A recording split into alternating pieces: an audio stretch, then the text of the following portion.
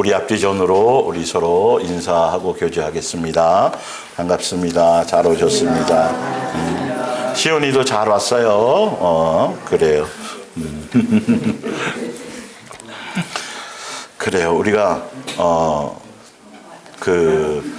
평상시에 우리가 누리고 있는 일상이 그게 최선의 것이고 최고의 것인 것을 꼭 잃어버린 다음에, 그쵸? 아이고, 그때가 좋았는데, 그거를, 우리 그 정욕과 욕심에 사로잡혀서 지금 누리고 있는 평범한 일상이 온유가 지금 얼마나 불편하겠어요.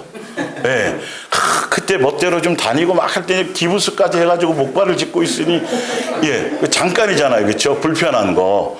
우리는 성경의 말씀을 통해서 그래서 모든 범사에 감사하라는 이유가 내 조건과 이유를 붙이지 말고 예수님의 입장에서는 최선의 것으로 우리를 지금 섬기고 계신 거거든요. 욕심 때문에 이게 안 보여요. 여기에 이렇게 해야 되는데 자꾸 엉뚱한데, 높은데 고개를 들고 하니까 감사가 없고 만족이 없는 것이죠. 그래서 그것이 잠깐 뺏어 가시면, 아이고, 그때, 이러는 거죠. 그래서 우리가 성경의 원리를 통해서 오늘 이제 말씀이 마지막일 텐데 이 제목으로는 그렇게 바라고 이제 전할 텐데, 오늘 이 말씀을 통해서 여러분들이 아셔야 될 게 성경에는 인생의 예수님이 정해 놓으신 인생이라는 것, 인생을 주셨고 그 인생의 성공한 인생 또 성공한 영혼에 대한 인생의 청사진이 성경에 나와 있어요. 성경에.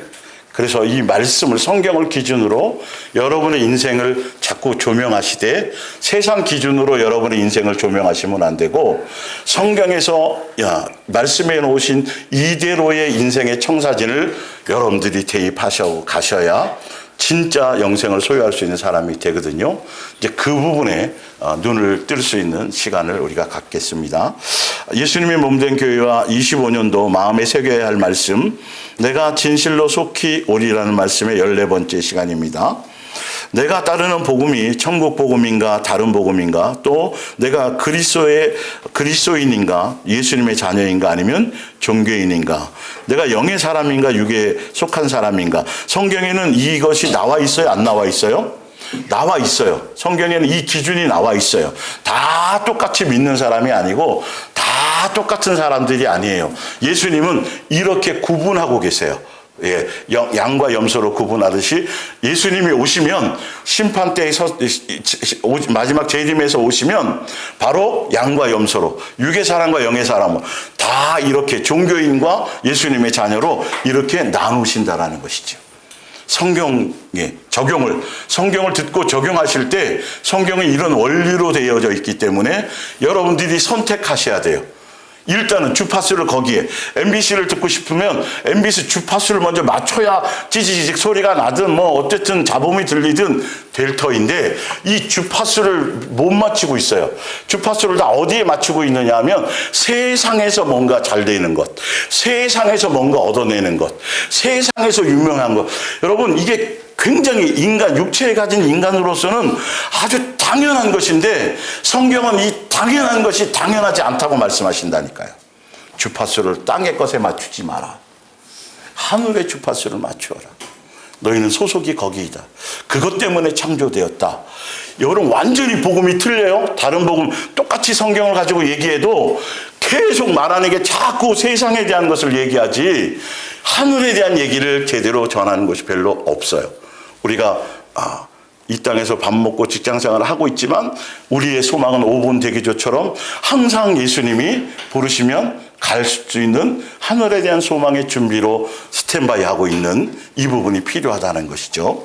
자, 그래서 여러분의 자녀나 또 자신을 포함해서 여러분의 자녀나 가족 중 남들이 잘 되는 거에 둘째치고 일단은 영생에 이르는 믿음을 가졌느냐 아니냐에 뭐가 있어야 돼요? 관심이 있어야 돼요. 돈이 많느냐, 좋은 학교 나왔느냐, 출세를 했느냐, 좋은 직장에 들어갔느냐, 이거에 관심을 가질 필요가 없고, 언제 어느 때 어떤 순간에도 밭을 갈든 뭘 하고 있든 간에 예수님이 언제나 오셔도 언제나 우리를 불러가셔도 항상 영에 속한 사람으로 준비되어져 있느냐, 영생에 속한 사람으로 준비되어져 있느냐에 대한 관심의 눈과 초점을 가지고 계셔야 돼요. 외모를 보시지 말고 예수님이 보시는 내면의 그 사람의 속 사람의 주파수를 그 눈을 가질 수 있는. 그래서 예배당에 뭐 대단한 사람이 막 금가락지, 옷가락지 뭐 끼고 뭐 좀 행세하는 사람이 와도 뭐 그냥 사람인 거예요. 그냥 영혼인 거예요. 무슨 말인지 알죠? 허름한 사람 뭐 어쨌든 사람이 와도 영혼으로 보일 수 있어야 된다는 거죠. 성경에 나와요? 나와요. 우리 인식이 바뀌어야 돼요. 그것이 말씀으로 되어지지 않으면 자꾸 외모로 사람을 판단하고 그것으로 그거는 세상 사람이고, 그건 세상에 속한 사람이고, 예수님은 절대 하나도 그렇게 평하지 않으신다라는 거예요. 그걸 알아야 우리가 누구를 신경 쓸 거예요? 누구를 신경 써요? 예수님을 신경 쓰죠. 그게 아니면 누구를 신경 써요? 사람을 신경 쓰는 거예요. 사람을 신경 쓰는 거예요. 이게 완전히 틀린 거예요. 육의 사람인지 영의 사람인지가. 예. 볼게요. 요한계시록 22장 20절. 내가 진실로 속히 오리라 하시거늘 아멘 주 예수여 어서 오시옵소서. 마라나타잖아요. 그죠? 예. 아멘 주 예수여 어서 오시옵소서라고 답할 수 있는, 이게 그냥 목소리로만 아멘 주 예수여 어서 오시옵소서라고 답하는 걸 얘기하는 게 아니라 항상 주파수가 거기 있어야 되는 사람을 얘기하고 있어요. 예수님과 코드가 맞아야 돼. 예수님이 빨리 오시려는 이유가 있죠. 예. 뭐 하시려고요? 한 가족상 우리를 자유케 하시려고. 네, 다 그런 목적으로 빨리 속히 일 끝나고, 일 마치고 빨리 좋은 거 있으면 뭐 빵이든 뭐든 맛있는 거 사가지고 우리 시온이 아빠가 막 끝나갖고 시온이 좋아하는 거 장난감 사가고 빨리 가서 주고 싶은 그런 마음이에요. 예, 무슨 말씀인지 이해가시죠? 그런데 거기에 우리의 마음도 동의가 돼야 되는데, 그거보다는 지금 내가 처해져 있는 현실, 세상이 더 뭔가 미련이 있고 그렇다면 이거는 이런 고백을 할 수도 없고 고백을 해도 의미가 없다라는 것이죠. 그래서 성경에 이렇게 돼 있어요. 디모데전서 1장 2절. 영생의 소망을 위함이라. 이 영생이라는 건 거짓이 없으신 하나님이 언제부터요? 영원 전부터 뭐 하신 거? 약속하신. 천지를 창조하기 전에, 우리가 태어나기 전부터 예수님은 이거를 위한 목적으로 창조하셨고 우리에게 인생의 기회를 주셨고 이거를 주시려고 약속하셨다라는 것. 근데 이걸 무시한다고, 이거를 우리가 소유하지 못한다라면 이것만큼 악한 것이 없어요. 이걸 좀 아셔야 돼요. 마땅히 주파수를 거기 맞추셔야 돼요. 똑같이 우리가 살아가고 있지만. 디모데전서 6장 12절. 믿음의 선한 싸움을 싸우라.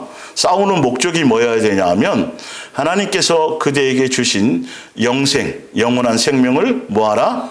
굳게 뭐하라? 간직하도록. 이걸 빼앗기지 않도록, 여기에 초점이 흐려지지 않도록 무슨 싸움을 싸우라?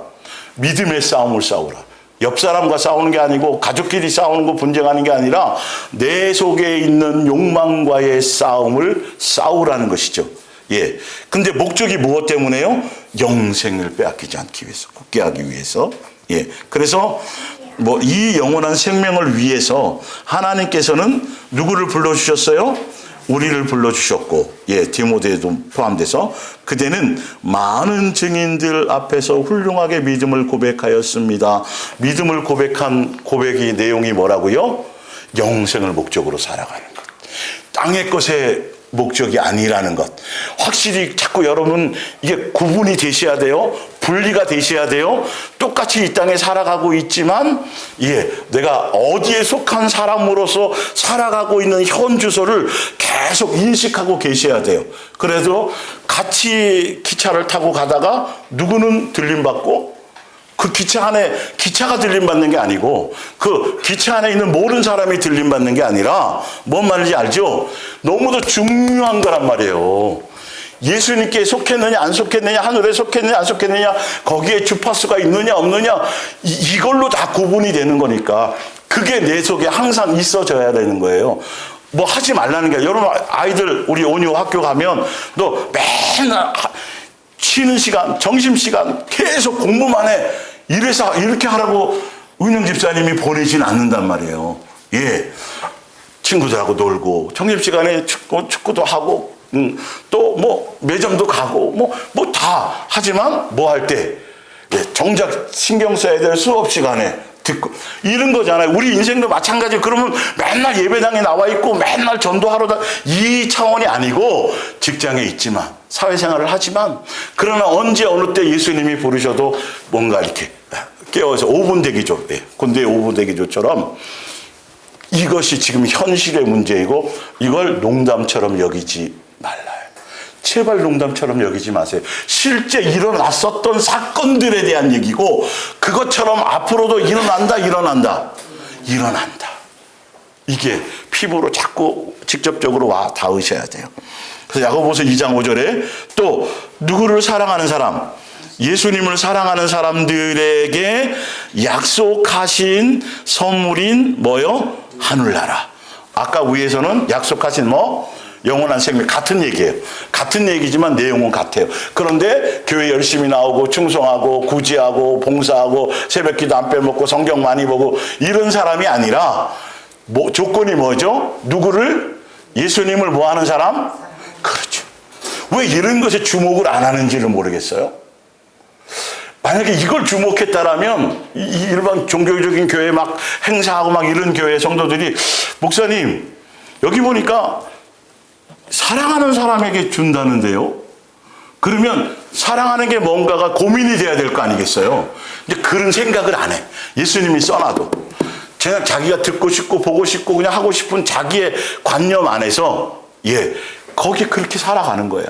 그러니까 종교적인 유튜브를 통해서 영상을 통해서 이 설교 저 설교 막 취사 선택하는 사람들은 어떤 이 문제가 있느냐 하면 어떤 때 듣다 보면 예를 들어서 여기서 말씀 듣다 보면 자기에게 뭔가 걸리는 게 있을 수 있어요.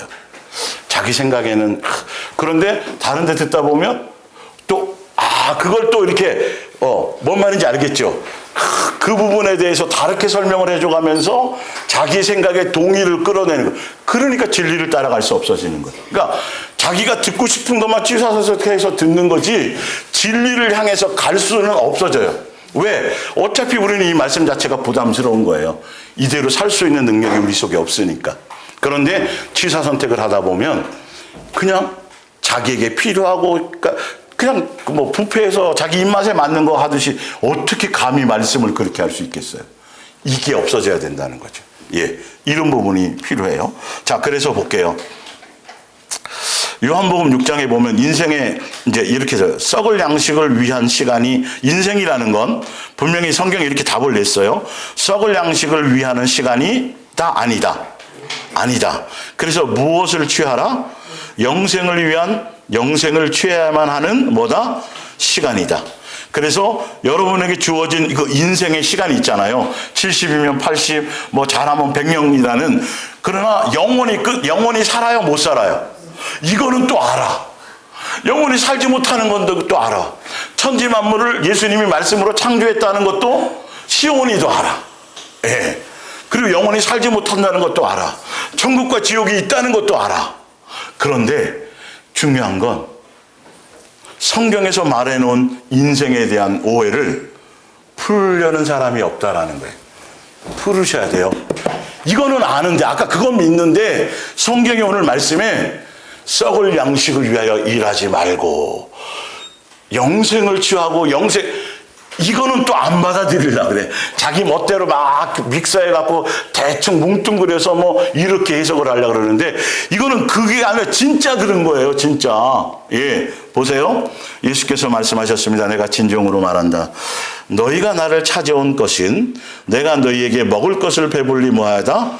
주었기 때문이다. 너희는 썩어 없어질 양식, 이 세상의 것들, 정욕에 대한 내 정과 욕심을 채워줄 어떤 세상에 속한 것들을 얻는 것에 누구를 이용하지 말라? 예수님을 이용하지 말라. 애쓰지 말고 뭐라고 답이 나왔어요? 영원한 생명에 이르게 하는 양식을 얻도록 뭐하라? S라. 그러면 우리에게 주어진 인생의 시간, 육체의 70년, 80년, 뭐 100년이라는 이 육체의 시간은 예수님이 지금 답을 주셨잖아요. 썩을 양식을 위한, 빵만을 위한 인생의 목적이 아니라 실제로는 빵도 먹고 살게끔 하시지만, 그러나 목적은 무엇을 위해서 하는 거다? 영원한 영생을 위한 양식의 목적을 두고 그것이 너에게 인생에게 주어진 시간이다. 그러면 다 목사 돼야 되나요? 그거 전혀 아니라고 제가 말씀드렸어요. 여러분의 삶에서, 가정에서 가장 가까운 곳에서부터 이 말씀의 목적을 이루어 가는 것이라고, 여러분이 여러분의 주어진 인생에 대한 해석을 어떻게 해야 돼요? 말씀으로 이제 그걸 바꾸셔야 돼요. 예, 바꾸셔야 돼요. 그래야 자꾸 우리의 눈이 어디에 초점이 있어지냐면 내 내면에 초점이 있어지고 사람의 외형이 아니고 그 사람의 속 사람의 관심이 있어지게 되어져 있어요. 예, 자 볼게요. 이 양식은 인자가 너희에게 주려는 것이다. 아버지 하나님께서 이 목적을 이루기 위해서 누구를 보내셨다? 예수님을 보내셨다. 예수님을 보내신 목적은 우리의 영혼의 영생을 위해서, 영원한 생명을 주시기 위해서, 영의 양식을 취하게 하기 위해서 예수님이 오셨는데, 많은 사람들이 예수님 앞에 나오기는 나오고 주여 주여는 하고 부르짖고 막 금식도 하고 막 하는데 영생을 위한 목적이 아니라 무엇 때문에 다 부르짖고 있어요? 썩을 양식을 위해서 하고 있다라는 것이죠. 이 현주소를 여러분의 인생에도 대입해 보셔야 돼요. 내가 이 예배, 예수님의 몸된 교회에 나와서 이렇게 장시간, 1시간, 1시간 반 차를 타고 나오고, 예, 어떤 때 또 영상으로, 예, 올소도 영상으로 드리는데, 예배를 드리는데, 오늘 성경의 말씀처럼 내 인생의 시간을 영생의 주파수에 맞추어서 그렇게 사용하고 있느냐, 없느냐예요. 이게 왜 중요한지 아세요? 이제 제가 밑에 답을 드릴게요. 그 주파수를 맞추지 않으면, 거기에 코드를 맞추지 않으면 이 성경의 말씀이 그냥 책이에요. 착하게 살아라, 선하게 살아라, 도둑질하지 마라. 내 영혼에 하늘나라를 상속으로 받는 것에, 내 생명이 영생하는 것에 이 성경은 하나도 도움이 안 돼요. 이 책을 외워도 안 돼요. 지난주에도 제가 이 말씀 드렸죠. 그래서 주파수와 목적이 너무도 중요한 거예요. 아니, 나는 좀 부자 된다고 왔고, 오면 뭐 세상에 뭐 좀 좋은 일이 있다고 왔고, 기도하면 막 문제 해결해 준다고 왔는데, 저 목사는 왜 맨날 하늘만 얘기하는 거야? 이렇게 될 수밖에 없다니까요. 짜증난다니까요, 여러분. 당장 지금 내가 이거 나도 이렇게 좀 잘 살아보고 싶고 뭐 하고 싶고 이렇게 보니까 간증하는 사람들 보니까 예수님 때문에 뭐 해서 뭐 사업도 잘 되고 뭐 이랬다는데, 나도 그러고 싶은데 왜 맨날 영생만 얘기하냐고. 그럴 수밖에 없어요, 여러분. 이해 가시죠? 예수님이 메시아로 오셔서 살아계신 그 상태에서 진리의 말씀을 직접 사람들에게 선포하셨음에도 불구하고 내 양은 내 음성을 듣는다고 말씀한 거예요. 수많은 사람들이 무리를 따라왔고 수많은 사람들이 그 말씀의 은혜도 받았지만 결론은 영생을 위해서 따라가는 사람은 몇 명밖에 없었어요? 요한복음 6장쯤 여기에 11명밖에는 없었다라는 거예요. 밑에 볼게요. 그 답이 맞나 안 맞나를. 예. 42절. 아니, 저자는 요셉의 아들 예수가 아닌가? 우리가 그의 부모를 알고 있는데 자기가 하늘에서 내려왔다니 도대체 무슨 소린가? 45절. 성경에 기록된 것 같이 그들은 모두 하나님께 가르침을 받게 될 것이다. 그리고 아버지의 말씀을 듣고 그분에게서 진리를 배운 사람은 결국 진짜 진리를 배운 사람들, 정말 제대로 된 배운 사람들은 결국 누구에게로 와요? 예수님이 목적인 사람들로 오게 돼 있어요. 자, 그런데 볼게요. 52절. 그러므로 유대인들이 서로 다투어 이르되 이 사람이 어찌 능히 자기의 살을 우리에게 주어 먹게 하겠느냐? 의문이 드는 거예요. 예수님이 위에 뭐라고 말씀하셨어요? 내 살을 먹고 내 피를 마셔야 뭐 한다?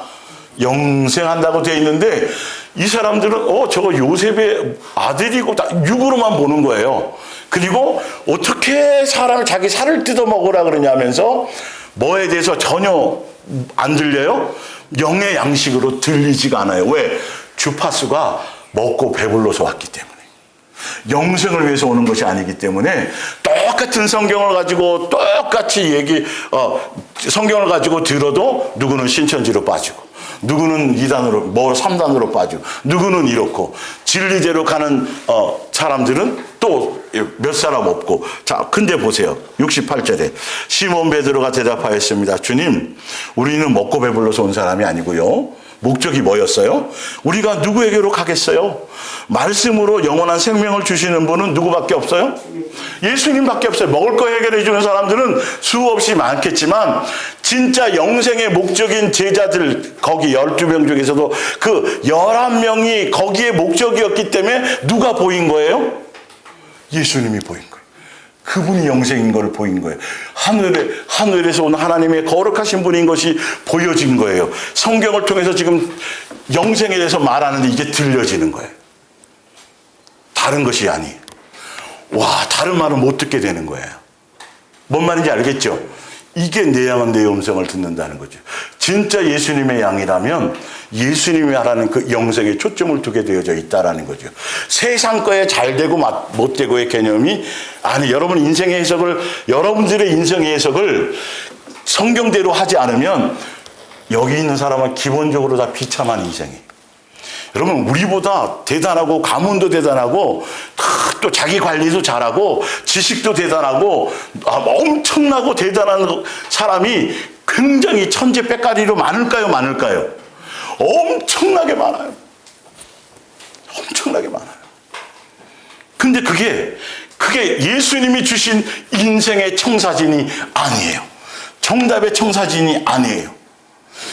그것과는 예수님이 주신 인생의 청사진과는 전혀 틀리기 때문에 그래서 우리가 진짜 하늘에 속한 신령한 복을 가진 사람이요. 그래서 우리는 세상 것으로 일희일비하지 않고 그것에 두려워하거나 염려하지 않고 항상 기쁨을 가지고 모든 범사에 감사를 하며 하늘에 속한 사람으로 살아갈 수 있는 길을 갈 수 있어지는 거예요. 여러분, 이게 믿는다고 하면서도 여전히 아직도 인생의 청사진을 성경에 대입하지 못하는 사람이 너무도 많다는 거예요.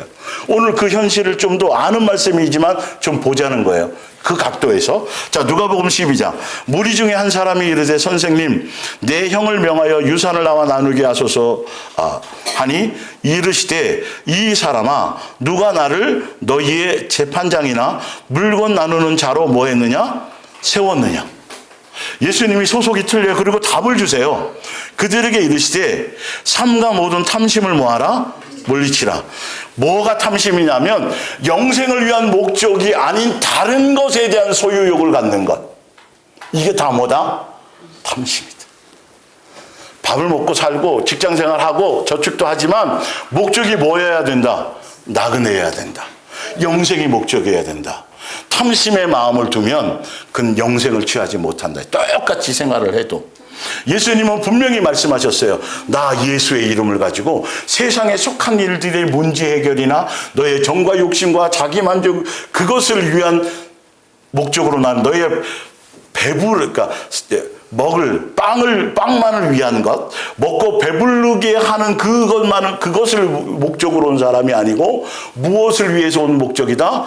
영생을 주러 온 목적이다. 그것 가지고 그것 붙들고 그 문제로 나오라는 거죠. 그것의 천국 열쇠를 사용하라는 것이죠. 천국 열쇠잖아요. 땅의 열쇠가 아니라. 그렇죠. 하늘에 속한 사람으로서의 그 길을 가라는 건데 정작 준 열쇠는 안 쓰고, 천국 열쇠 쓸 내용들 많죠, 그죠? 그 쓰면 열쇠는 열어주신다는데, 그 쓰라니까요, 마음껏. 그 쓰지 않으면 안 주세요, 그건. 근데, 엉뚱한 것만, 자꾸 엉뚱한 열쇠만 달라는 거죠. 세상 열쇠만, 이해가 가시죠? 개념을 완전히, 여러분, 종교적인 물을 완전히 빼지 않으면, 이것만큼 억울한 인생이 없어요. 차라리 세상 사람처럼 놀고 먹고 그냥 술 마시고 맨날 노래방 가고 친구들 만나서 퇴근하고 가서 차라리 이렇게 시컨 그렇게 세상 사람처럼 살아봤으면야 까짓거 살 만큼 살았네 하고 그냥 끝낼 수 있겠지만 그것도 아니고 이것도 아니고 그랬는데 결론은 영생도 못해. 이게 무슨 빛이, 이거 억울하고, 그래서 이를 갈며 슬피 운다는 거예요. 내가 할 만큼 해보고 살았는데, 뭐 내가 선택한 건데, 이제 영생하는 줄 알고, 천국 하는 줄 알고, 뜨뜻미지근하게 이것도 아니고 저것도 그 착각하고 살았다가 봤더니 아니네. 이럴 줄 알았으면, 그때 그냥 멋있게 한번 그냥 세상에서 그냥 한번 화려하게 살아볼 걸. 이라고 하는 것이죠. 성경의 답을 정확하게 보고 가셔야 돼요. 볼게요. 그러면서 이렇게 말씀하세요. 15절 그들에게 이르시되 삼가 물리쳐라. 사람의 뭐가 생명이 영생을 얘기하는 거예요.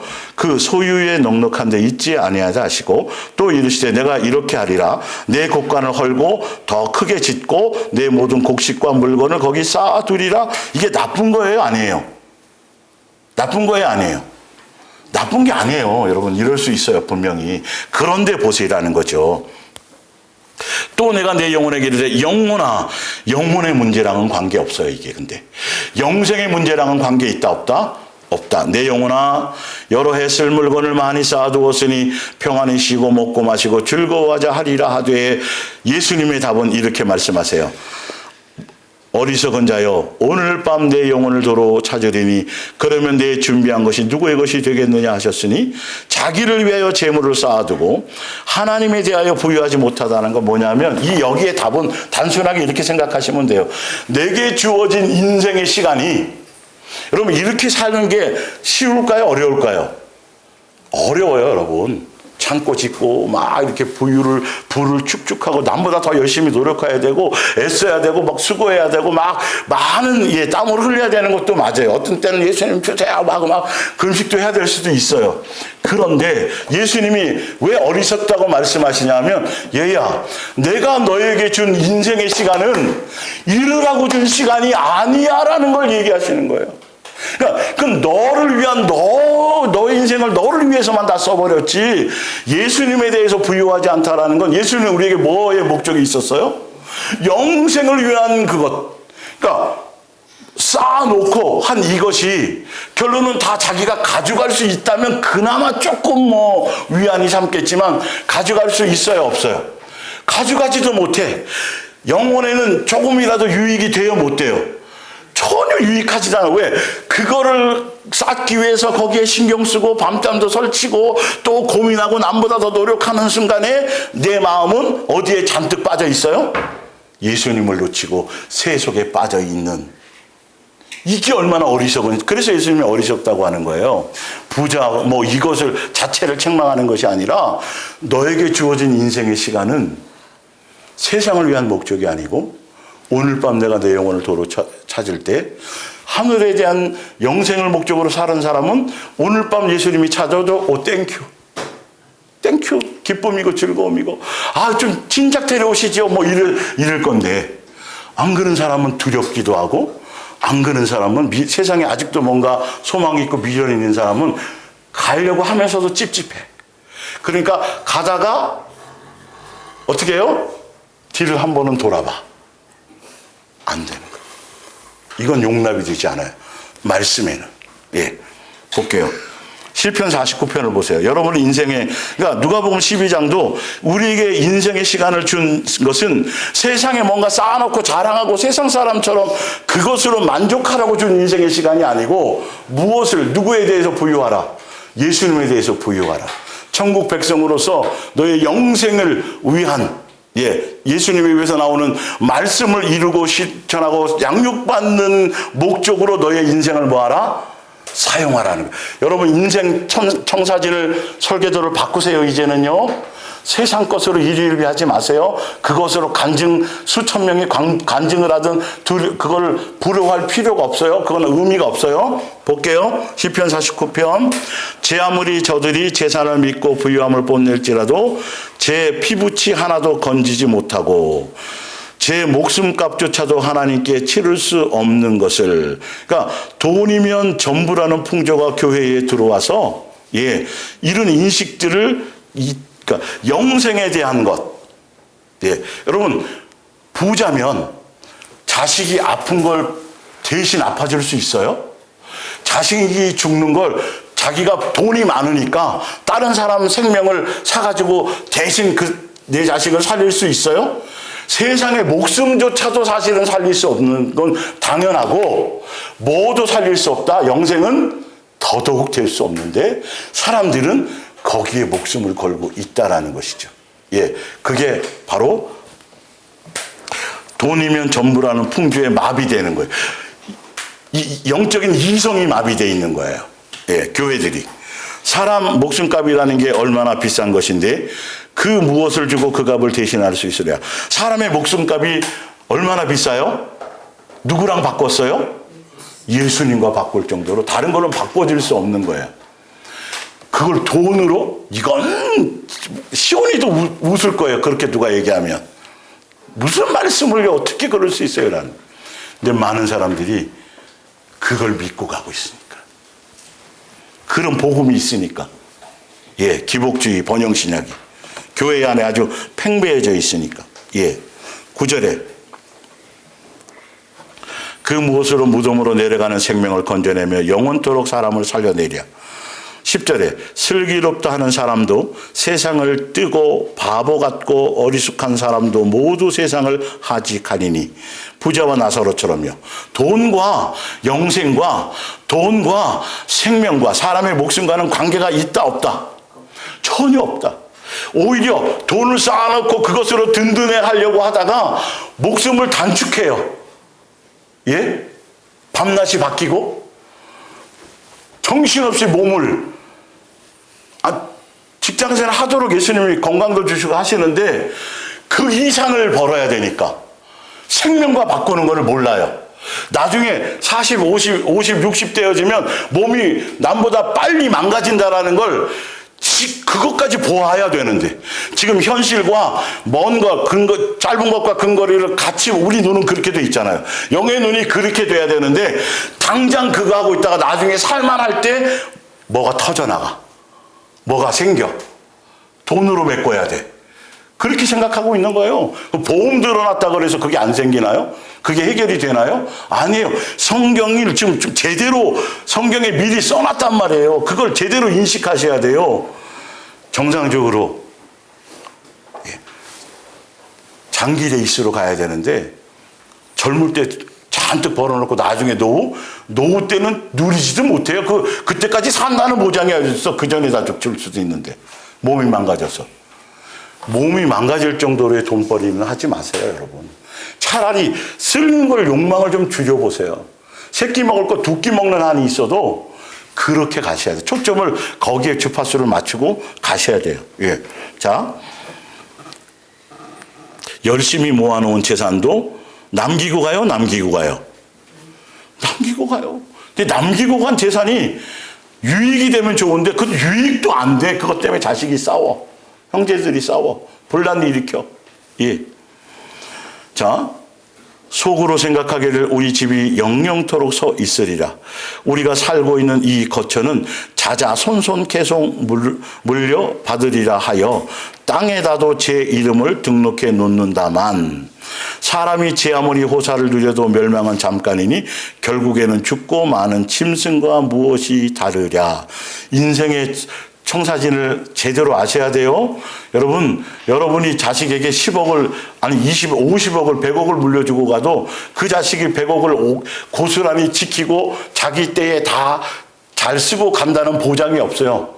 그 전에 다 날려먹을 수도 있어요, 여러분. 영원하지 않아요. 절대 그것이. 자기 자신만을 믿는 자들도 그렇게 될 수밖에 없으리라.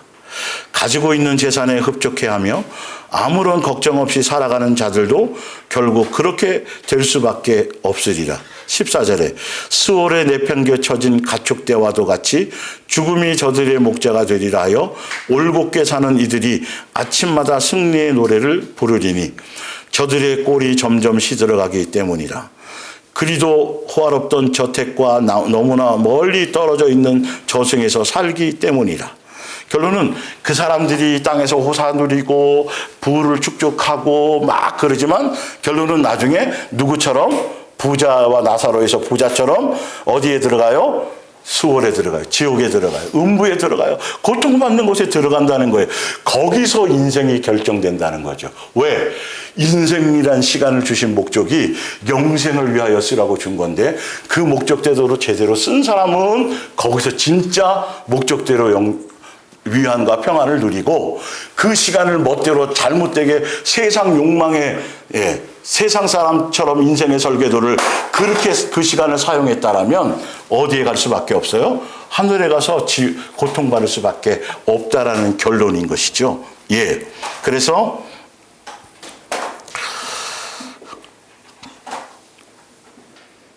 그러나 하나님은 나를 건져주시리라. 수월 저 죽음의 세력에서 구해주시리라. 말씀대로 살면 16절 재산이 점점 불어나 부자가 되는 사람을 보더라도 뭐 하지 말라? 속을 뭐 하지 말라? 끓이지 말고 부러워하지 말고 거기에 이게 하늘에 소망이 있는 사람이에요. 이게 성경의 설계도예요. 부러워하지 마세요. 나도 저렇게 되려고 애쓰지 마세요. 예, 그것에 관심을 갖지 말라는 거죠.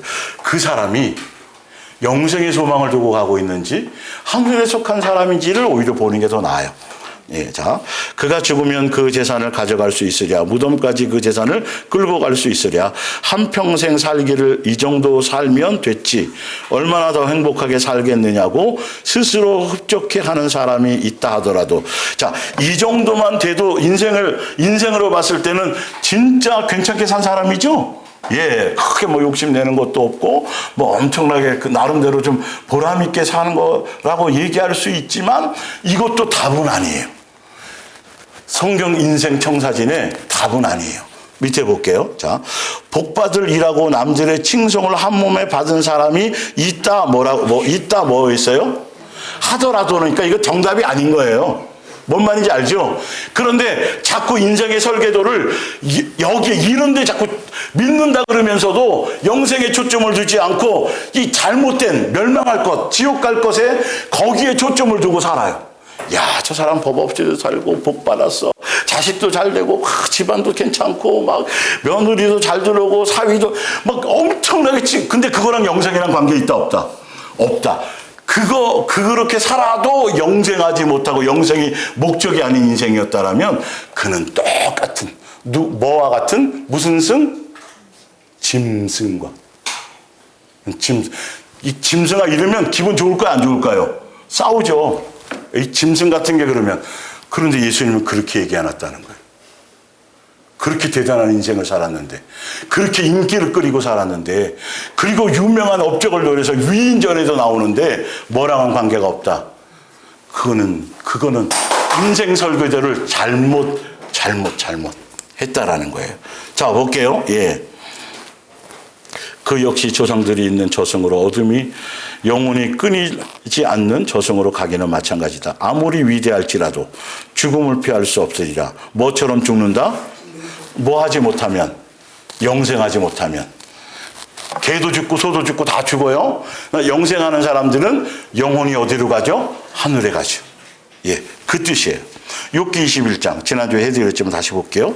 욥이 얘기하는 거예요. 내게 어떤 일이 일어났던가? 생각만 해도 그저 몸이 벌벌 떨려 어쩔 줄 모르겠네.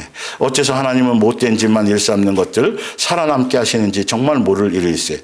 어째서 저들이 천수를 누리며 그리도 잘 살게 하시는지 알 수 없는 일일세. 왜 욥이 이런 얘기를 하는 구절이 성경에 굉장히 많이 나와요. 예, 왜 그러냐 하면 욥이 영의 눈을 뜨지 못하고 육의 개념으로 보니까 너무도 성공한 인생이야. 그리고 그 사람이 교회도 다니네. 와, 저게 얼마나 좋아. 이런 쪽의 개념을 갖는 거죠, 사실은. 근데 여기서 지금 욥이 얘기하는 천수를 누리고 하는 사람들은 여러분 신약으로 얘기하자면 염소와 같은 자들이에요. 예, 사실은. 교회는 다녀 열심히 해. 사람의 칭송도 받아. 그런데 예수님의 관점에선 못된 짓만 일삼는 거죠. 이스라엘 백성이 그랬으니까. 주를 위해서, 요거 끝나고 다음 주가 이제 나를 위한 것이 어떠냐의 제목의 말씀이 나가요. 주를 위해서 뭐 엄청나게 했다 그러는데 알고 봤더니 한 번도 그런 적이 없어. 그러니까 악한 것이죠. 차라리 예수님을 위한다고 예수님 이름이나 안 팔아먹었으면 차라리 상처나 덜 받을 텐데 주를 위한다고 해놓고 봤더니 다 자기를 위한 거였다는 거죠. 그런 걸 우리는 봐야 돼요. 자, 아들, 딸 잘 낳고 손자, 손녀 재롱 보면서 그 자손들 커가는 모습 흐뭇하게 바라보며 살아가니 도무지 걱정거리란 보이지도 않는군. 저런 것들 집안에 어째서 하나님은 재앙 내리시지 않는지. 정말이지 수소는 얼마나 튼튼한지 새끼 배기하는 일 틀림이 없군. 그냥 가축까지도 다 잘 된대요. 뭐 이로 말할 그러니까 그냥 그 어린 것들을 밖에 내놓으면 어린 양떼같이 잘도 뛰노는군. 흥에 겨워 마구 춤추며 뛰노는군. 피리 소리에 맞춰 노래 부르며 가요금 소리에 맞춰 노래 부르는구나. 이렇듯 아무런 걱정도 없이 편안히 살다가 세상을 뜨겠지. 그런데도 못된 짓만 일삼던 것들은 하나님께 이렇게 말을 해대는군. 우리를 떠나시오. 당신의 뜻이 무엇인지 알고 싶지도 않소. 도대체 전능하다는 그가 누구란 말인가? 무엇 때문에 그를 섬겨야 한단 말인가? 기도한다고 도대체 무엇 하나 우리에게 유익한 일이 있겠어? 아니, 우리가 이렇게 번창한 것이 그하고 무슨 상관이야? 내가 열심히 노력하고 애썼지. 뭐 이런 거죠. 예. 우리가 열심히 딱 여기 나오네. 바로. 믿는다고 하는 사람들조차도 이런 생각을 갖고 있어요. 그리고 믿는다고 하는 사람들조차도 이게 복받았고 이게 여기에 그냥 엄청나게 푹 빠져갖고 그것을 간정하면 이야 부러워해요. 뭘 부러워해야 되는데요? 그 사람들이 나를 부러워해야 돼요. 왜? 나는 뭘 가졌으니까. 하늘나라를 가졌고 영생을 가졌는데 이 값어치를 몰라. 여러분 인생의 청사진을 성경의 말씀에 비추어서 제대로 설계하지 않으면요, 일평생을 이거 부러워하다가 가요. 이거 다 이루지도 못하고 가요. 사실은 여러분 이거 하려고 애쓴다고 다 부자 되나요? 다 이루고 가나요? 안 돼요. 여러분 노력의 대가를 다 이루지도 못하고 가는 사람이 엄청 많아요. 그런데도 여기에 속아서 살아가는 거죠. 정작 나에게 준 영원한 생명, 인생, 영생 위해서 믿음의 싸움을 싸워서 그걸 빼앗기지 않으라고까지 말씀하셨는데 정작 준 것에 대한 귀한 거는 알지 못하고 불타 없어질 것들, 다 쓰레기 같은 것들, 그런 것들을 마음을 두고 있으니 이거는 어리석고 비참한 인생인 거죠. 여러분이 인생의 설계도를 다시 오늘부로 다시 그리세요. 자 볼게요. 그것들이 켜놓은 등불 꺼지는 것 본 적이 있는가? 도대체 재앙이라도 만나는 꼴 보았는가? 하나님이 언제 저들에게 분통 터뜨리신 것 본 꼴이 있던가? 저들이 언제 바람에 날려가는 지푸라기와 같은 적 있던가? 폭풍에 날려가는 먼지와 같은 적 있던가? 자네들은 이런 식으로 이야기하지. 그런 자들이 지은 죄를 하나님께서 그 자식들에게 갚으신다고 안 되네. 그러니까 당사자 그 사람에게 당장 이 땅에서 뭔가 보응하셔야 되는데 욥은 그것도 안 돼. 그 자식이 하는 건 뭔 의미가 있어? 그 사람이 당해야 되는데까지. 근데 왜 이런 얘기를 하냐면 자기는 죽을 똥 살 똥 믿음 지키고 열심히 살아서 했는데 다 빼앗겼는데 이제 그런 식으로 얘기를 하는 것이죠. 보세요. 하여튼 20절에 자기가 망하는 꼴 제 눈으로 똑똑히 보아야 할 것 아닌가. 전능하신 분의 진노를 받아야 하는데 세월이 지나고 난 다음 그렇게 살다가 죽은 다음에 자기 집안이 어떻게 돌아가든 걱정하는 사람 보았는가. 욥도 좀 마음이 좀 그죠. 까칠하죠. 뒤끝이 있어요. 자식이 당해도 좀 그런 건데 그것도 못 보겠다는 거예요. 그 사람이 당해야 되겠다는 거죠. 자기처럼. 뭔 말인지 알죠? 아무리 높은 위치에 있는 사람이라도 하나님이 심판하시거늘 도대체 그분을 가르칠 사람이 어디 있는가? 어떤 사람이 이렇게 살다가 죽는 이가 있지. 살아생전 힘이 팔팔하며 도무지 걱정이라는 거 모르고 평안하며 먹을 것 곳간마다 가득하여 배부르며 뼈마디에 힘이 솟는 사람이 있지. 이걸 부러워해요? 안 부러워해요? 이렇게 살다가 죽도록 기도해요? 안 해요? 그럼 이건 의미가 없어요. 지금 인생의 설계도를 바꾸세요. 부러워할 것도 아니고 여기는 아주 생각도 마세요. 제발. 안 빼앗기는 것에 초점이 있어야 돼요. 영생을 빼앗기지 않는 것에 초점이 있어야 돼요. 이게 성경의 답이에요. 인생 설계도의 답. 보세요. 먹을 것 곳간마다 가득하여 배 두드리고 뼈마디에 힘이 쏜 사람이 있지. 그런가 하면 쓰린 가슴 부여안고 도무지 행복이란 걸 맛보지 못하면 사는 사람도 있다네. 그렇게 고생하며 고통스럽게 살다가 죽어가는 사람도 있지. 그렇지만 결국 그 두 사람 구더기가 그 몸을 뒤덮고야 말 텐데 똑같이 저승길로 가지 않겠나. 똑같이 무덤에 묻힐 것이 아닌가. 이거 알아요. 아는데도 속아 살아. 아는데도 현실에 그것에 속아서 결과를 알고 답을 알면서도 세상 풍조에 빠져서 거기에 온 마음을 두고 믿는다면서도 살아가요. 29절, 길 가는 사람에게 물어보지도 않았는가? 저들이 전해주는 이야기를 들어보지도 못하였는가? 30절, 못된 짓만 일삼는 것들이 버젓이 살아있는 것은 뭘 위해서예요? 재난의 날, 심판날, 지옥 갈 날. 거기서 결정된다는 거예요. 저것들이 목숨 부지하고 살아있음은 하나님의 심판의 날을 위해서라는 것을. 저 못된 짓 하는 것들을 얼굴 맞대고 비난할 사람이 있을까? 우리가 비난하고 뭐 할 것도 없다라는 거예요. 예수님이 심판 주시니까. 저것들이 하는지 못돼 먹었다고 그대로 안 갚으면 할 사람이 있을까? 여기서 갈리는 거죠. 우리는 뭘 지키는데 마음이 있어야 돼요? 영생에 초점이 있으셔야 돼요. 그것에만 올인하고 그것에만 목적을 두어도 예수님은 알아서 우리의 모든 걸 먹이고 입힌다고 해놓으셨어요. 그걸 겸하여 하려다 보니까 정작 뭘 빼앗겨요? 영생을 빼앗기는 거죠. 제발 여러분의 인생의 코드에 오늘 말씀처럼 영생 하나만 딱 자리 잡기를 바라요. 세상에 누리고 뭐하고 하는 이런 것들을 아예 틈을 주지 마세요. 아니 그걸 품고 평생을 살아도 부자로는 못 살 수도 있어요. 차라리 영생을 품에 품고 살아가면 오히려 예수님이 더 부유하게 하실 수도 있어요. 차라리 그게 더 답이 확률이 더 많아요. 시편 73편을 볼게요. 하나님은 이스라엘에게 어지시고 마음 깨끗한 이에게 어지신 분임을 잘 알고 있으면서도 알면서도예요. 현실의 문제에 또 속고 있는 거죠. 나는 하마터면 발을 헛디딜 뻔하였다. 걸음을 잘못 걸어 넘어질 뻔하였다. 속을 뻔했다라는 거죠.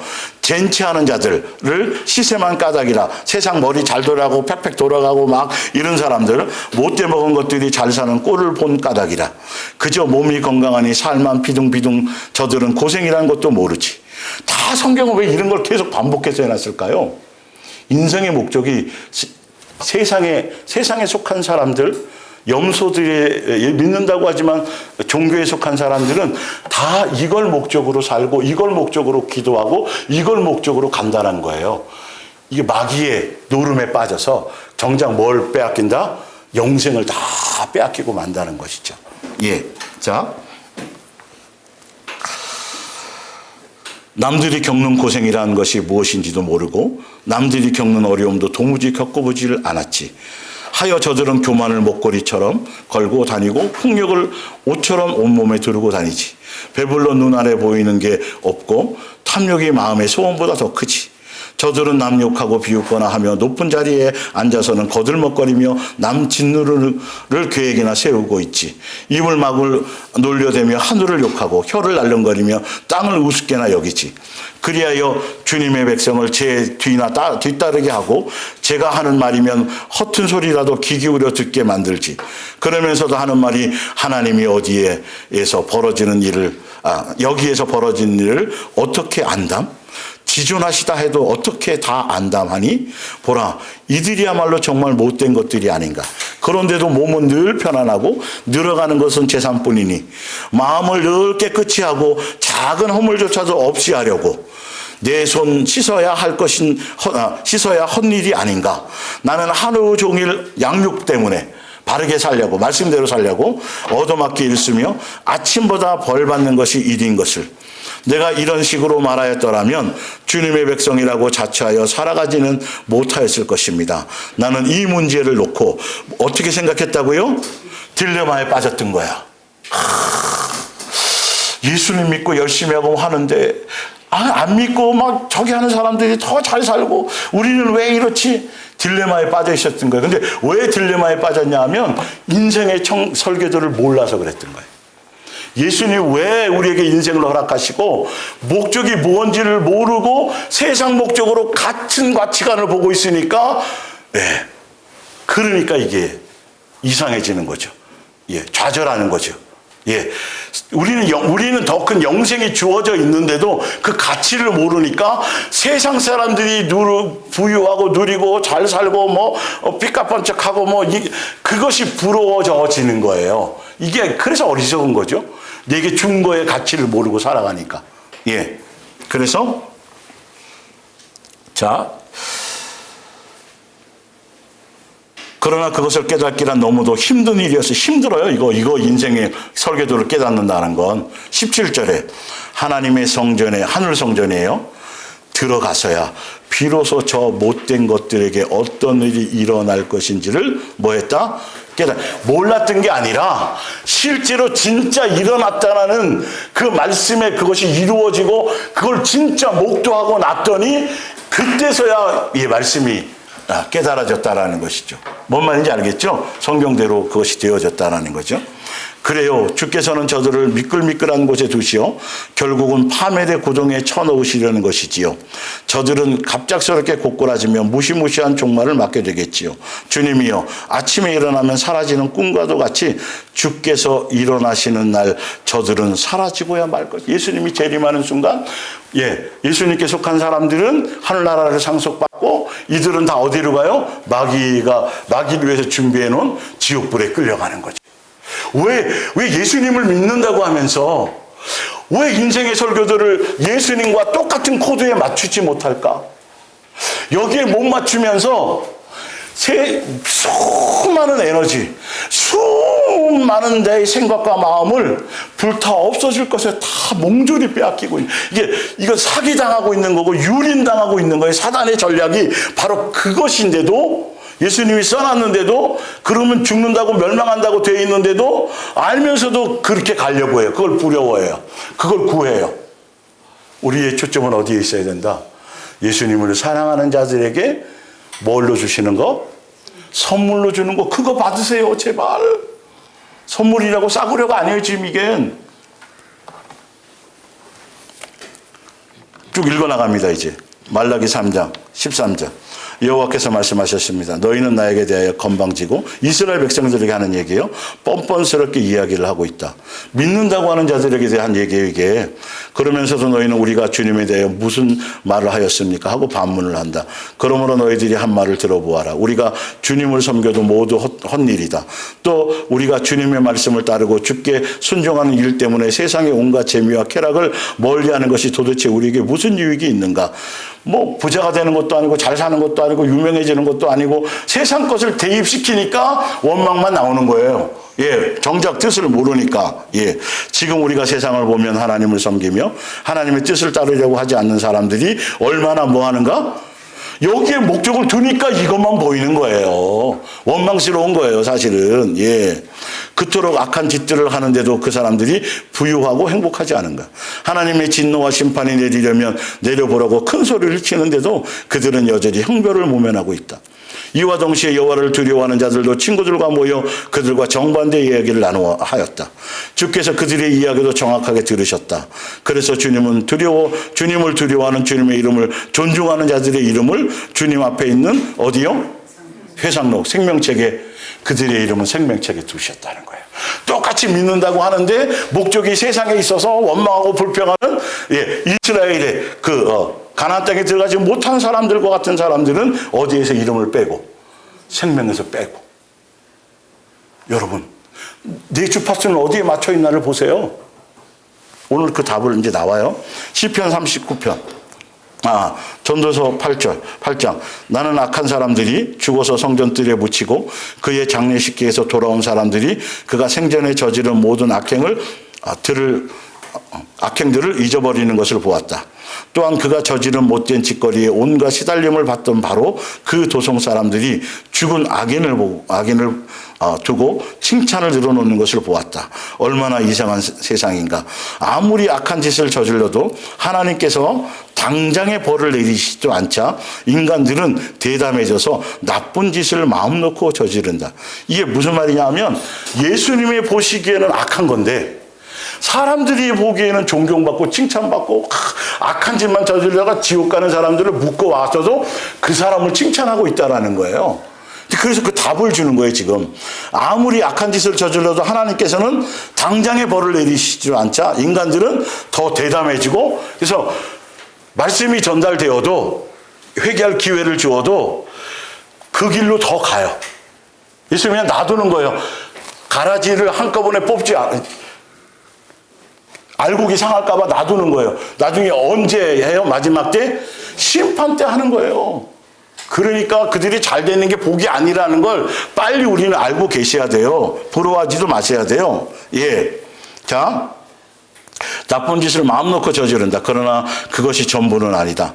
비록 악인이 100번이나 죄를 짓고도 여전히 잘 살아가는 것처럼 보여도 하나님을 두려워하는 사람들이 훨씬 더 잘 되리라는 것을 나는 안다. 이게 영생이라는 거죠. 그들은 악인들과는 달리 평안하게 장수를 누리겠지만 하나님을 두려워하지 않는 악인들은 절대로 장수하지, 영생하지 못한다는 뜻이에요.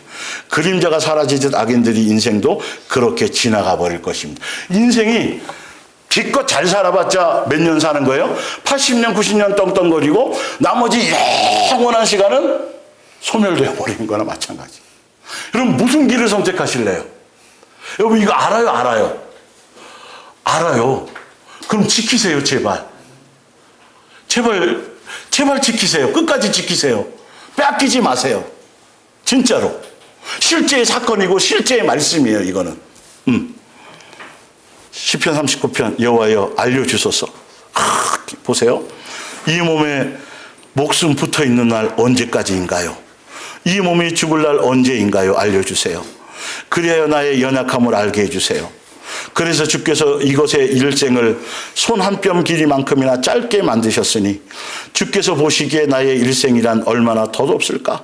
실로 인생살이란 오래 살 것 같아도 한낱 아지랑이에 지나지 않는 것. 그야말로 그림자에 불과한 인생, 아무리 분주히 애써 보았자 하나같이 덧없는 것일 뿐. 있는 힘 다해 재산 모아 쌓아둔다 해도 누가 그것을 차지할지 어찌할까요? 7절. 왜 다윗이 정말 겸손하게 자기의 인생을 물어봤을까요? 어디에 소망이 있었겠습니까? 영생에 있었으니까. 7절. 이것이 무엇을 바라겠습니까? 주님이여, 나의 희망은 오직 누구에게 있어요? 주께만. 이 주께만 있다라는 건 예수님 의지해서, 예수님 의지하면 이 땅에서 부자 되고 잘, 이 차원이 아니고 주께만 있다라는 건 예수님의 소망처럼 나도 어디에 소망이 있다? 하늘에 소망이 있지. 이 땅 제가 앞으로 뭐 떵떵거리고 살아봤자 뭐 뻔한 거 아니겠어요? 뭐 별 볼 일 없는 육체의 인생인데 빨리 제가 연약함을 깨닫고 세상에 마음 뺏기지 않고 예수님 의지해서 하늘나라에 나도 소망을 두고 살아가기를 원해요라는 겸손한 표현이겠죠. 예. 자, 전도서 1장. 다윗의 아들 예루살렘 왕 전도자의 말씀이라. 전도자가 이르되 헛되고 헛되며 헛되고 헛되니 모든 것이 헛되도다. 자기는 다 살아봤으면서. 그죠? 우리도 좀 살아보고 이랬을걸. 이러면 좋을걸. 해 아래서 수고하고 모든 수고가 사람에게 무엇이 유익하나. 영생을 위한 것을 얘기하는 거예요. 나 전도자는 예루살렘에서 이스라엘 왕이 되어 마음을 다하며 지혜를 써서 하늘 위에서 행하는 모든 일을 연구하며 살핀 즉 이는 괴로운 것이니. 하늘 아래에서 행하는 거예요. 이 땅에서 인생의 시간들 하나님이 인생들에게 주사 뭐 하게 하셨어요? 수고하게 하신 것이라. 수고해야 먹고 살긴 해요. 그러나 그 목적을 봐야 돼요. 내가 해 아래에서 행하는 모든 일을 보았노라. 보라, 모두 다 헛되어 바람을 잡으려는 것이로다. 영생하고는 관계없는 것에 온 마음들을 쏟고 있는 것이다. 나는 마음속으로 자신 있게 말하였다. 보라, 나는 나보다 먼저 예루살렘에서 다스린 어떤 왕들보다도 위대하다. 그 누가 나의 지혜와 지식을 따를 수 있겠는가. 그래서 더욱 열심히 지혜를 쌓고 어리석은 사람이 되지 않도록 노력하였다. 그러나 이것도 바람을 잡듯 허망한 일이었다. 지혜가 많으면 괴로움도 많으며 지식을 쌓는다는 것은 그 곧 근심을 쌓는 일이기 때문이다. 재주가 많은 사람들이 고생을 더 많이 해요. 예. 다윗, 이 솔로몬의, 예. 나중에서 거의 죽을 때에서 깨닫는 거죠. 알고 보면. 살아보고. 전도서 5장 10절. 돈을 사랑하는 사람은 영영 돈으로 만족하지 못할 것이다. 아, 참 멋있네요. 그죠? 야, 우리 같으면 그죠? 주희야, 그치? 아, 요 정도만 있어도 그냥 복권 뭐 1등도 안 바래. 아, 그 정도만 있어도 그냥 충분히 막 이럴 텐데. 예. 진짜 돈을 사랑하는 사람은 수천억을 가져도 만족한다, 안 한다. 이게 문제인 거죠. 아무 거로 만족도 안 돼요, 이 사람들. 그러니까 속지 마시라는 거예요. 욕망을 버리라는 거예요. 부자가 되면 행복해지리라고 생각하는 사람만큼 뭐도 없대요. 이건 세상 풍조랑은 완전히 다르네, 그죠? 여러분, 세상 풍조랑은 틀려요. 돈을 벌면 벌수록 그만큼 쓰게 마련이다. 그러니 돈이 손 안에 들어왔다가 나가는 것을 구경하는 개미밖에 무슨 유익이 있는가. 고된 노동을 한 사람은 많이 먹거나 적게 먹거나 단잠을 이루지만 부자는 이런저런 걱정이 많아서 불면증에 시달리고, 그러니까 마약도 하고 별짓을 하는 거죠. 이 세상에서는 나는 또 한 가지 커다란 병폐를 보았다. 인심을 잃어가며 재산을 아낀 부자가 하루아침에 불운을 당하여 온 재산을 잃어버리는 일이다. 그는 자식이 있어도 남겨줄 것 한 푼 없이 어머니에게서 태어날 때처럼 알몸으로 돌아간다. 평생 수고해서 얻은 것을 아무것도 가져가지 못한다면 이것이 병폐가 아니고 무엇인가? 빈손으로 왔다가 빈손으로 갈 것을 무엇을 위해 그토록 애썼단 말인가? 모두가 다 한바탕의 바람잡이다. 그의 한평생이란 밥 한 번 마음 편히 못 먹고 늘 속을 끓이며 병모와 근심으로 지샌 나날일 뿐이었다. 뭐 하지 못한다면, 영생하지 못한다면 이 땅에서 수고한 모든 것들이 이것일 뿐이라는 거예요. 전도서 7장. 전도서를 쭉 훑어드린 거예요, 지금 이게요. 1장부터. 29절, 내 모든 연구를 종합하건대 하나님께서는 인간을 단순하게 정직하게 지으셨으나 인간은 온갖 수단과 음모를 꾸며내고 있다. 11장 9절, 젊은이여 내 젊음을 즐겨라. 젊은 시절을 즐거운 마음으로 보내라. 내가 가고 싶은 데도 어디든지 가고 내가 보고 싶은 것은 무엇이든지 보아라. 다만 모든 행동에 대해서 하나님께서 그쵸, 아주 참, 솔로몬도 그죠? 다 할 거 다 해. 다 하고 싶고 다 해. 근데 나중에 뭘 생각하라고요? 심판받을 거야 라는 거죠. 참, 심판한다는 것을 잊지 말아라. 그러므로 내 마음이 뭐 하더라도 쓰라리도록 근심도 하지 말고 내 몸이 여기 나왔네요. 그렇죠? 상하도록 뭐도 하지 말라. 영생하고 관계없어요. 근심한다고 되는 것도 아니에요. 속는 거예요. 영생을 빼앗기는 거죠. 그죠? 12장.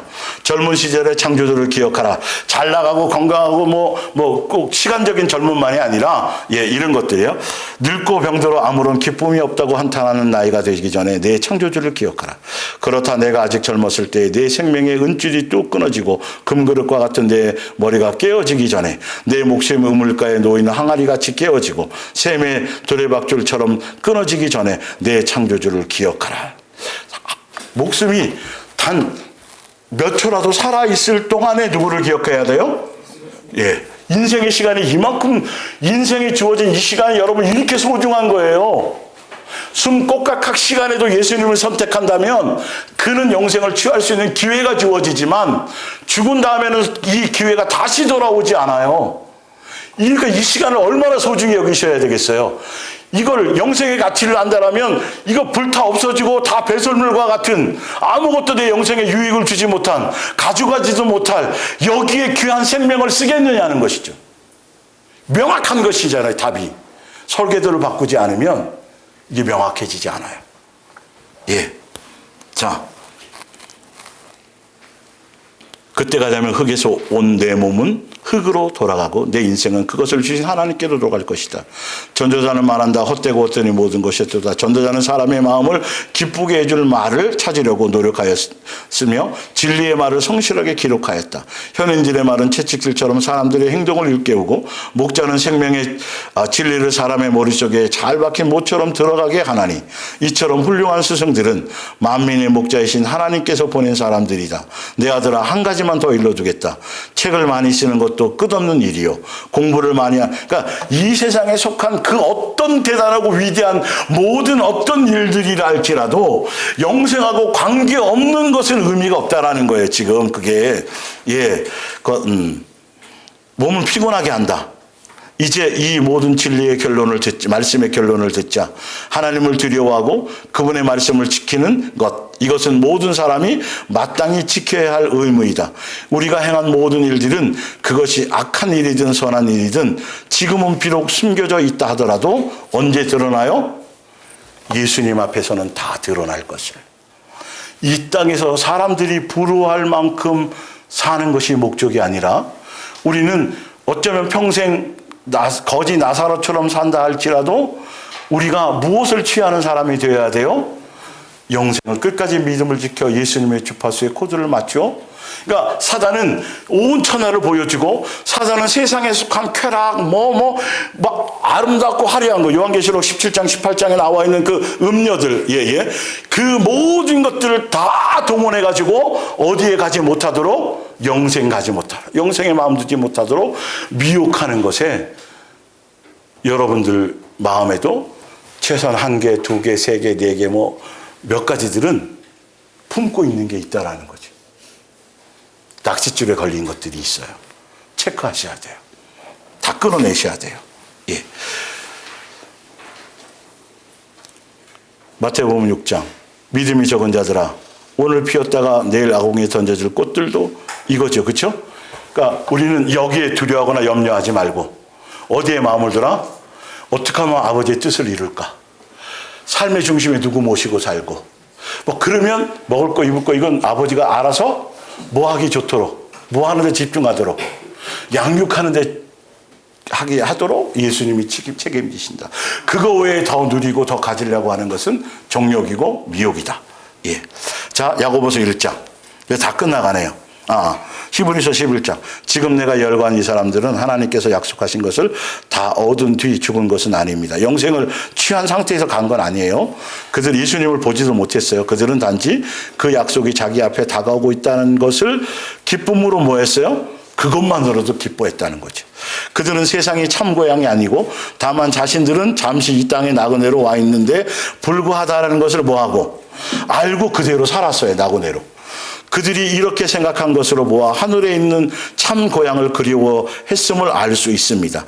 만일 그들이 이 세상의 여러 가지 달콤한 생활로 돌아가기를 원했다면 언제든지 돌아갈 수 있었습니다. 이 세상의 생활은 무슨 생활이라고요? 무슨 콤? 달콤.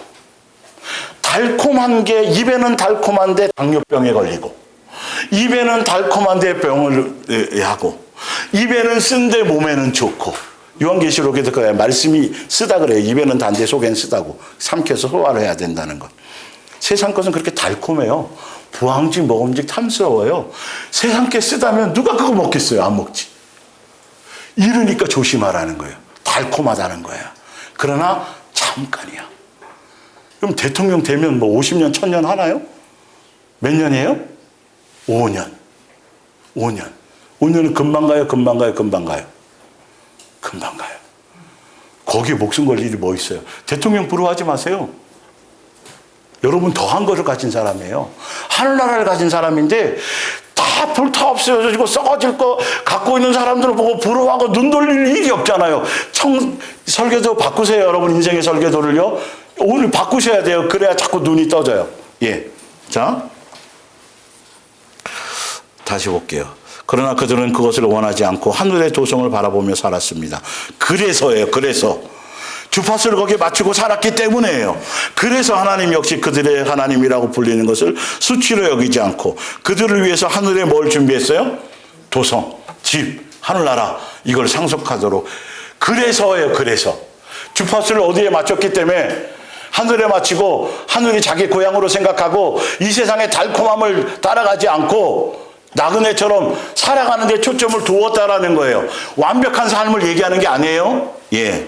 12절 이처럼 수많은 믿음의 사람들이 경기장에 들어앉아 우리의 경기를 지켜보고 있습니다. 그러니 어떻게 우리가 속도를 늦추거나 뒤로 물러설 수 있겠습니까? 이제는 다리에 달라붙어서 우리를 넘어지게 하는 죄를 훌훌 털어버리십시오. 그래서 하나님께서 우리 앞에 정해놓으신 이 특별한 경주의 인내를 가지고 달려가십시오. 우리의 믿음의 근원이며 완성자이신 예수님만을 바라보십시오. 그분은 십자가의 죽음 뒤에 올 기쁨을 아시고 그 십자가를 수치로 여기지 않고 거기에 달려 죽으셨습니다. 그리고 지금은 하나님 보좌 우편에 영예로운 자리에 앉아 계십니다. 만일 여러분이 지치거나 낙심되거든 죄인들의 무서운 만행을 참고 견디신 누구의 일을 생각하십시오? 예수님의 일을 생각하십시오. 여러분들 믿음의 부모들이요. 도둑질하든 남의 걸 훔치든 사기치든 어떻게 해서든지 자식들에게 좋은 거, 번영 이런 거 물려주려고 고민하지 마시고 여기에 믿음의 선진처럼 하늘을 소망하며 살아가는 나그네와 같은 그 인생의 삶의 결과를 자식들에게 보여주세요. 믿음의 선배처럼. 이해가 가세요? 거기에 마음을 두세요. 이제 끝나가네요. 끝났네 이제. 야고보서 1장. 부유한 사람도 기뻐하십시오. 왜 이 말의 의미는 자기의 처지가 부유한 사람도 그것이 낮아지는 것 때문에 없어지는 것을 자랑하라는 거죠. 재산이란 주님이 보시기에 아무것도 아니기 때문입니다. 아무것도 아닌데 예수님 보시기에 아무것도 아닌데 우리의 눈은 아무것도 아닌 게 아니야. 이게 심각한 거라는 거죠. 예. 뭐라고 말씀하셨나 볼게요. 내리쬐는 한 여름의 태양 아래 아름답게 피어났던 꽃도 곧 그 아름다움을 잃어 시들어 말라버리듯이 부자의 생애도 뭐와 같아요? 이와 같아. 영생하고 관계없어요. 제 아무리 사업에 바쁘게 뛰어다닌다 해도 그것을 다 마치지 못하고 뒤에 남겨둔 채 어떻게 해요? 목적이 그거면 이 땅에서 그 목적을 또 다 이루지도 못해요. 결론은 진행하다가 끝나. 근데도 속아. 마지막 빰빠라밤 빰빰빰 디모데전서 6장 8절 우리가 먹을 것과 입을 것이 있은즉 족한 줄로 알 것이니 부활해 하는 자들은 성경이 이걸 진리로 따라가셔야 돼요. 내 마음에 자꾸 이런 것이 요동치걸랑 그렇지 합리적이지 이게 맞지 이렇게 생각하다간 666표를 받은 거예요. 그게 여기에 속아가면 이런 결과가 올 수밖에 없는데 자꾸 세상 풍조에 마음을 두지 마세요. 그걸 두었다고 부자가 안 된다니까요. 부자가 돼도 오히려 예수님과 원수가 된다니까요. 속지 마시라는 거예요. 예. 시험과 올무의 여러 가지 어리석고 해로운 욕심에 떨어지는 아니고 사람으로 파멸과 멸망에 빠지게 하는 것이라. 돈을 사랑하며 일만하게 뿌리가 되나니. 자꾸 돈이 걱정이 되고 돈이 생각이 나고 돈이 부족해서 뭐라고 자꾸 돈이 떠오르면 우리는 여기에 마음을 두고 있는 사람이고 돈을 사랑하는 사람이에요. 예, 이것을 탐내는 자들은 미혹을 받아 믿음에서 떠나 많은 근심으로서 자기를 찔렀도다. 오직 너 하나님의 사람아 이것들을 피하고 의와 경건과 믿음과 어디에 초점을 두라는 거예요? 예수님의 인격, 예수님을 닮아가는 것, 그리스도의 장성한 분량에 이르는 것, 사랑의 열매를 맺는 것, 세계명을 따라가는 것, 여기에 내 속사람을 새롭게 하는 것. 뭔 말인지 알죠? 여기에 자꾸 초점을 두고 가라는 거예요. 그게 뭐냐 하면 믿음의 선한 싸움을 싸는 것이고 그게 뭘 취하게 되는 거예요? 영생을 취하게 되는 거예요.